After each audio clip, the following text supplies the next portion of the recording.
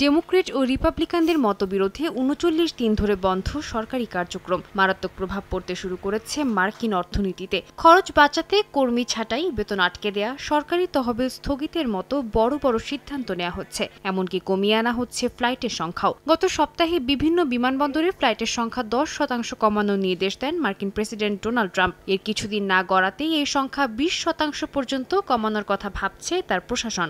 স্থানীয় সময় শুক্রবার মার্কিন পরিবহন মন্ত্রী শন ডাফি জানান, কর্মচারীদের অনুপস্থিতি বাড়লে ফ্লাইটের সংখ্যা আরও কমিয়ে আনা হবে। বড় এয়ারলাইন্সগুলো বলছে প্রাথমিকভাবে ফ্লাইট বাতিলের ফলে বড় ধরনের সমস্যা হবে না। তবে আমেরিকান এয়ারলাইন্সের সিইও রবার্ট আইজম সতর্ক করেছেন, সময়ের সঙ্গে বাড়তে পারে এই বাতিলের হার, যা নতুন করে ভোগান্তি বাড়াতে পারে বলেও শঙ্কা প্রকাশ করেন তিনি।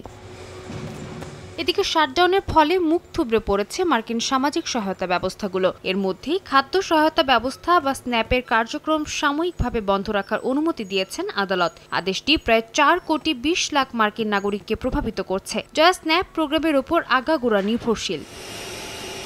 সিনেটে তর্ক বিতর্ক এড়িয়ে স্বাস্থ্য বীমা সংক্রান্ত ফেডারেল অর্থ সরাসরি নাগরিকদের কাছে পাঠানোর প্রস্তাব দিয়েছেন ট্রাম্প। সামাজিক যোগাযোগ মাধ্যমে এক পোস্টে তিনি রিপাবলিকানদের এই আহ্বান জানান। একই সঙ্গে প্রেসিডেন্ট ট্রাম্প আবারও সিনেটে ফিলিবাস্টার নীতি বাতিলের মাধ্যমে এই অচলাবস্থার অবসান ঘটানোর আহ্বান জানান।